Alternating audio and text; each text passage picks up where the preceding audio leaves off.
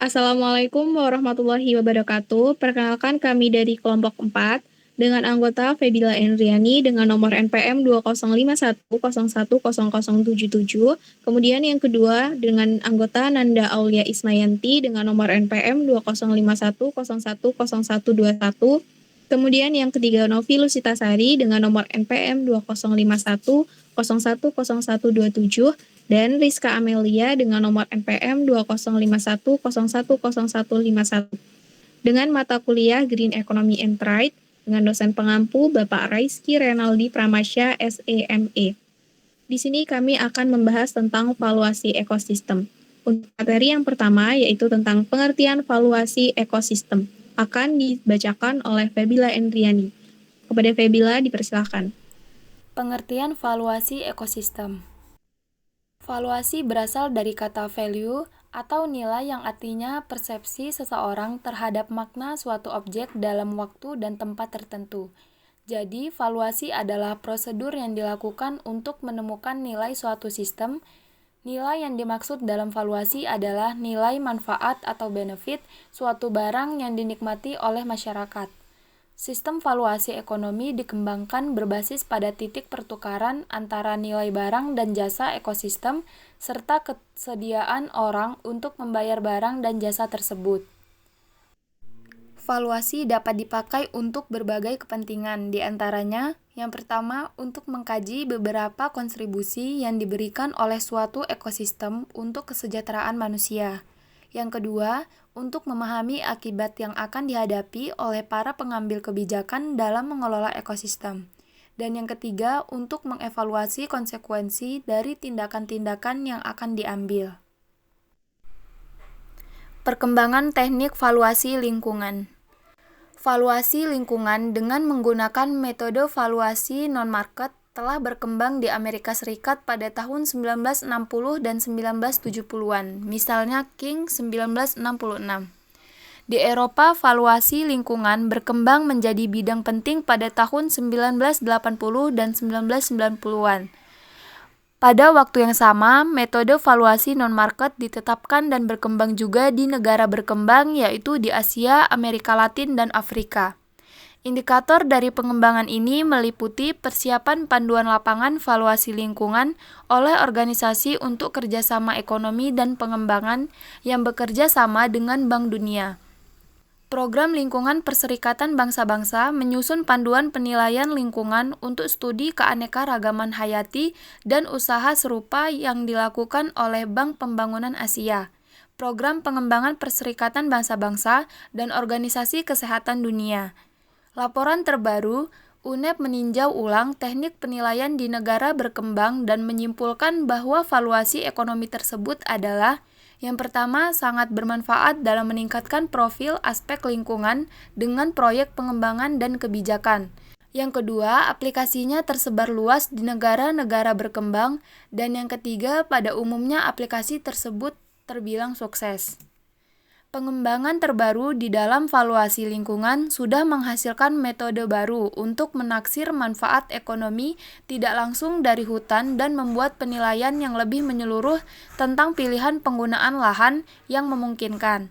Namun, sampai saat ini tidak ada cara yang memuaskan untuk membandingkan keuntungan ekonomi langsung dan tidak langsung dari alternatif pilihan penggunaan lahan hutan. Baik, untuk materi selanjutnya yaitu akan disampaikan oleh Rizka Amelia. Kepada Rizka Amelia dipersilakan. Materi yang ketiga yaitu kritik tentang valuasi lingkungan. Isu lingkungan dan ekosistem telah menjadi inti dari banyak diskusi filosofis terbaru mengenai nilai. Satu pandangan menyatakan bahwa beberapa nilai dan jasa ekosistem adalah non-antroposentris. Maksudnya bahwa spesies di luar manusia mempunyai nilai moral atau nilai yang menghargai diri mereka. Suatu pemandangan alam atau keberadaan suatu spesies yang tidak mempunyai nilai komersil. Penilaian ekonomi yang menyediakan suatu cara sistematis, dan nilai-nilai itu dapat menjadi unsur dalam berbagai pilihan kebijakan lingkungan. Kritik lain yang bertentangan dengan valuasi ekonomi, yang pertama, intrinsic value versus internal value. Kedua, relative versus absolute value. Ketiga, incremental versus total value. Selanjutnya yaitu metode valuasi lingkungan. King dan Mazzotta mengemukakan bahwa untuk menilai suatu ekosistem, ada dua pendekatan yang bisa digunakan, yaitu pendekatan penilaian berbasis dolar atau Dollar-Based Ecosystem Valuation Method dan penilaian non-moneter atau Non-Dollar Based Ecosystem Valuation Method. Sedangkan secara lebih spesifik, Canonizzaro mengemukakan 3 pendekatan untuk mengukur nilai keanekaragaman hayati, yaitu dengan penilaian ekonomi total atau Total Economic Valuation, penilaian ekonomi parsial atau Partial Economic Valuation, dan analisis dampak atau impact analysis. Selanjutnya, berikut ini beberapa metode yang digunakan dalam valuasi ekosistem. Yang pertama yaitu metode harga pasar atau Market Price Method, yang kedua metode biaya perjalanan atau Travel Cost Method atau TCM, yang ketiga metode penetapan harga hedonik atau Hedonic Pricing Method, dan yang keempat adalah penilaian ketidaktentuan atau Contingent Valuation. Selanjutnya yaitu penerapan valuasi lingkungan. Valuasi lingkungan cenderung mencoba untuk membuat agen ekonomi menyadari biaya produksi dari kerusakan lingkungan yang mereka ciptakan, misalnya internalisasi eksternalitas. Dalam konteks ekonomi mikro, berbagai metode dikembangkan untuk digunakan dalam analisa manfaat dan biaya, atau Cost Benefit Analysis, atau CBA, dengan tujuan pembentukan keputusan lingkungan. Jika kita lihat dari barang dan jasa ekosistem yang mendominasi studi penilaian, ada beberapa perbedaan antara Amerika Serikat dan Eropa. Studi penilaian di Amerika Serikat difokuskan pada resiko kesehatan dari polusi udara, sedangkan fokus utama studi penilaian di Eropa pada non-use values dari kenyamanan lingkungan. Keduanya juga sudah melakukan studi rekreasi dan studi tentang mutu air. Kebanyakan dari studi penilaian di Amerika Serikat dan Eropa adalah studi TC atau Travel Cost dan CV atau Contingent Valuation. Materi selanjutnya akan dibacakan oleh Nanda Aulia Ismayanti. Beberapa studi HPM atau Hedonic Pricing Method telah dilaksanakan di tahun 1970 dan awal 1980 baik Amerika Serikat maupun Eropa. Tetapi sangat sedikit contoh tentang aplikasi HP tersebut. Sejumlah besar studi telah dilaksanakan pada dekade terakhir ini. Untuk mencoba menilai manfaat hutan tropis, banyak studi dilakukan untuk memperkirakan fungsi permintaan mengunjungi lokasi rekreasi, seperti taman, danau, sungai, dan hutan. Hasil studi tersebut menyatakan bahwa biaya perjalanan dan pendapatan konsumen adalah faktor penentu yang penting dari permintaan untuk mengunjungi suatu lokasi. Hasil studi penilaian dengan metode contingent valuation di Taman Wisata Alam Gran Canaria menemukan bahwa nilai non-use suatu ekosistem yang diukur dari willingness to pay bukan pemakai tidak berbeda signifikan dari nilai yang dinyatakan oleh para pemakai reguler.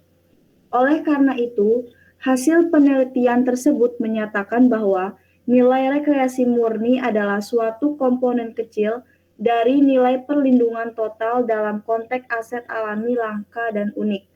Berbagai studi valuasi lingkungan yang telah dilakukan di Indonesia, sebagian besar baru memvaluasi nilai penggunaan langsung dan nilai penggunaan tidak langsung dari suatu ekosistem. Materi selanjutnya, studi kasus valuasi ekosistem terumbu karang. Hasil kajian menunjukkan bahwa harga terumbu karang di Taman Nasional Karimun Jawa adalah Rp2.896.813,95 per tahun. Apabila tingkat pertumbuhan terumbu karang di Karimun Jawa adalah sebesar 26%, maka untuk pulih 100% per meter persegi terumbu karang yang telah rusak dibutuhkan waktu kurang lebih 35 tahun secara fisik dan 65 tahun secara ekonomi atau penyusutan efektif. Dengan demikian, total kerugian terumbu karang di Taman Nasional Karimun Jawa yang mengalami kerusakan per 1 meter persegi sebesar Rp11.105.979,69. Harga ini merupakan turunan harga berdasarkan tingkat GDP nasional tahun 2012. Harga dapat diupdate di kemudian hari dengan mempertimbangkan inflasi yang mempengaruhi GDP. Kesimpulannya, yang pertama, memberikan hasil valuasi yang komprehensif. Kedua, memanfaatkan parameter dari metode health monitoring standar baku yang diterapkan nasional. Yang ketiga, menggunakan metode perhitungan yang jelas, baik urutan dan caranya. Dan yang terakhir, menyertakan GDP atau Gross National Product saat perhitungan valuasi. Baiklah, itu tadi presentasi dari kelompok kami tentang valuasi ekosistem. Mohon maaf apabila ada kesalahan. Kami akhiri. Wassalamualaikum warahmatullahi wabarakatuh.